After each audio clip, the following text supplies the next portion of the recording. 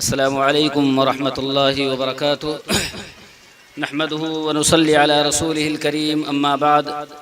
Rabbi इश्रह ली सदरी व यस्सिर ली अमरी वहलुल उक़दतम मिन लिसानी यफ़क़हू क़ौली।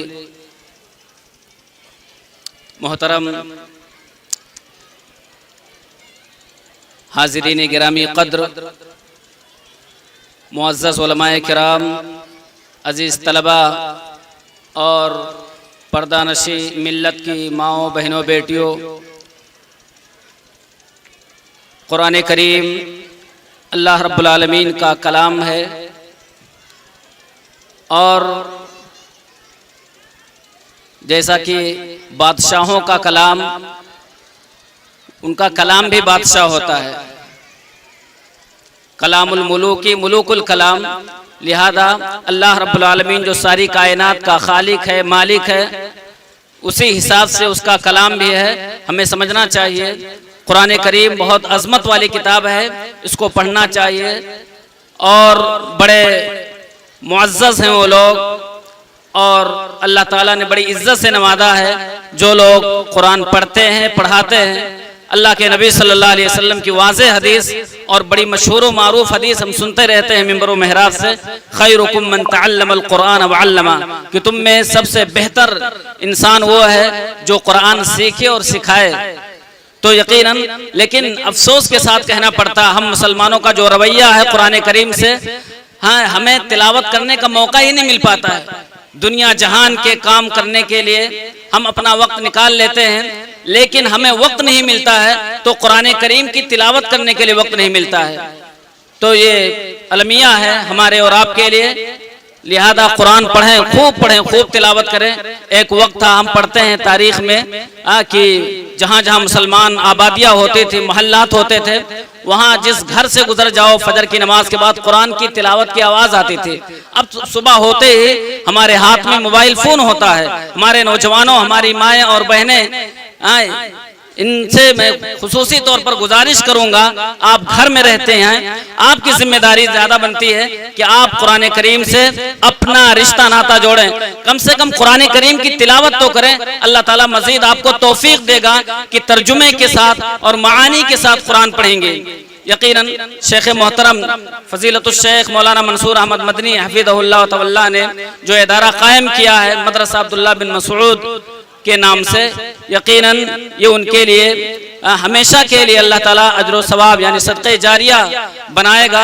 कुरान करीम यहाँ पर कितने तलबा जो फारिग हो चुके हैं, ये जाएंगे कुरान पढ़ेंगे, सीख करके गए हैं और ख़ुद कुरान पढ़ेंगे, दूसरों को पढ़ाएंगे, तो इस सिलसिला जुड़ता चला जाएगा। ये बहुत ही सुनहरी कड़ी है और इस सिलसिले में, इस सुनहरी कड़ी में हम सब पिरो जाएं। बहुत खूबसूरत सिलसिला है।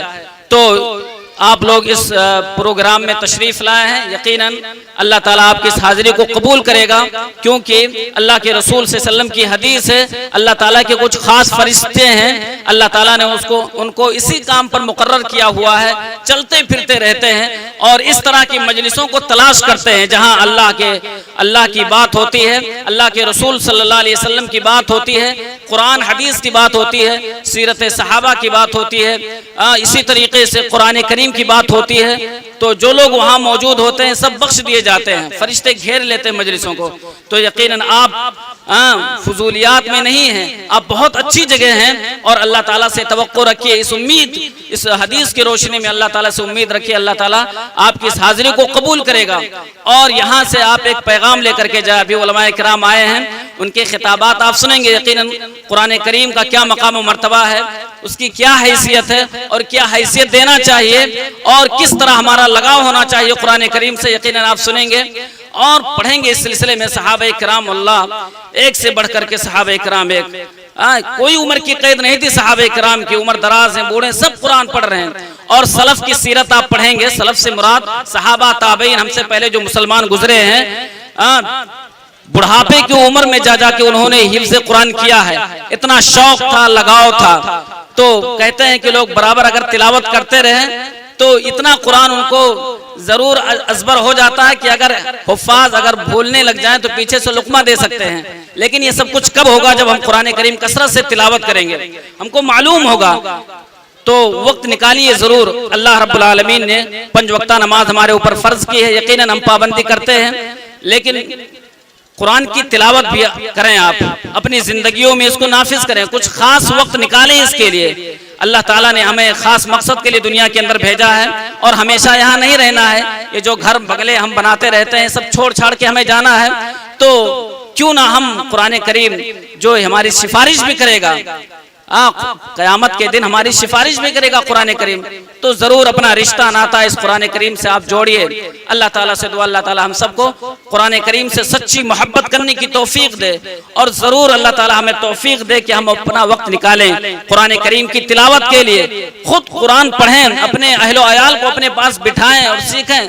अब तो बहुत सारी सहूलियात है, अगर आपको कुरान पढ़ना नहीं आता है, यूट्यूब पर इस तरह के प्रोग्राम मौजूद हैं, आप कुर्रा के जरिए से कुरान करीम पढ़ना नहीं आता, पढ़ना सीख सकते हैं। और सुनिए, इमाम हरमैन शरीफैन की क़िरातें मौजूद हैं, और उनके कुरान पढ़ने का क्या उसलूब है, अंदाज है, किस तरह पढ़ते हैं, इस तरह उसमें लगाइए। आजकल तो म्यूजिक गाने बजाने में बहुत सारा हम अपना वक्त ज़ाया कर देते हैं, जबकि म्यूजिक सुनना सुनाना ये सब कुछ हराम है।